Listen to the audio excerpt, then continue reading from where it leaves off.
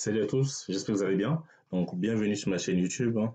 Donc, le but de cette vidéo, ça va être de vous montrer un exemple de tableau de bord, ok? C'est un tableau de bord que j'ai conçu avec mes élèves dans le cadre de la formation Excel avancée, ok? Donc, ici, c'est un tableau de bord. Le but de la vidéo, ça va pas être de vous montrer comment j'ai fait ça de A à Z, mais plutôt de vous présenter un peu comment ça marche, ok? Donc, il faut savoir que derrière un tableau de bord, il y a toujours une base de données, ok? Donc, je vais vous présenter d'abord la base de données. Ici, on a une base de données, hein, avec les différentes dates. Ici, en colonne A, les dates sur 3 années, 2018, 2019, 2020. Okay. Ici, j'ai les pays de vente.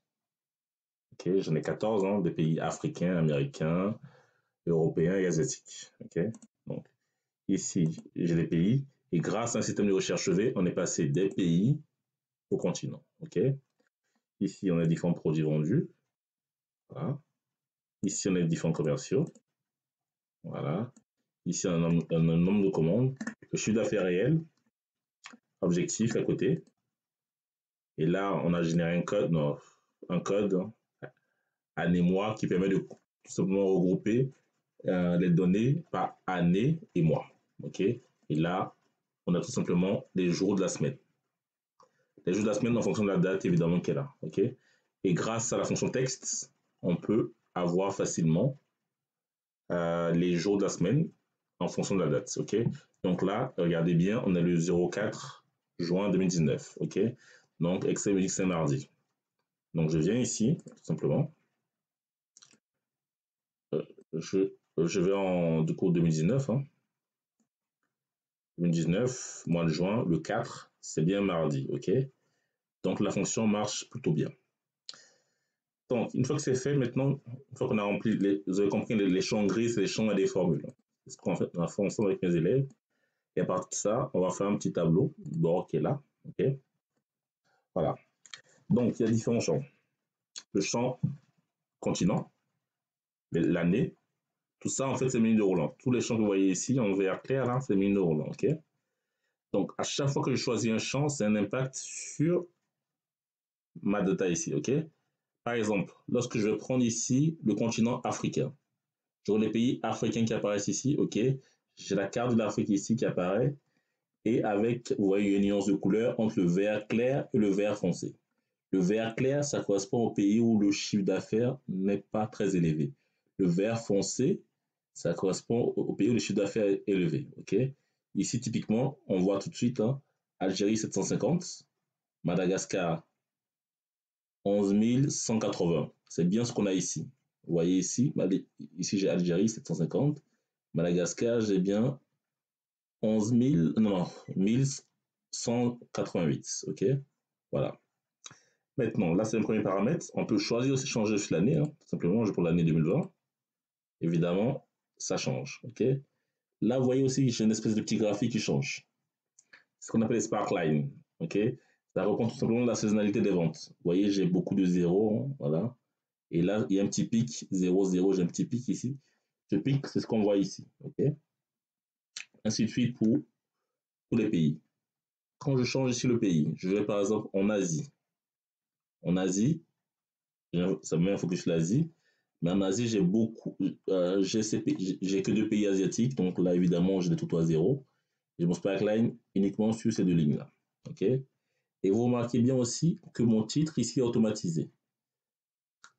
Si quand je prends par exemple l'Europe, je prends année 2018, vous voyez, l'année a changé. Allez, je vais prendre 2019. L'année change. Le CA du commercial Frédéric, ça dit ça. Lorsque je change ici, mon Célestin, ça change. OK? Donc, tous ces paramètres-là sont dynamiques. Et tous ces paramètres-là ont une influence sur mon titre qui est là. Par exemple, si je cherche, par exemple, je vais prendre qui comme. Je vais chercher le chiffre d'affaires de Sandrine pour le produit Chino en 2020 pour le continent asiatique. Voilà. Hop. Ça donne ça. OK? Et là, vous voyez, on a 2 pays. Hein. On a un des Chine. L'Inde, la couleur plus foncée. Pourquoi? Parce que le C est beaucoup plus élevé. Ça se voit ici. Hein.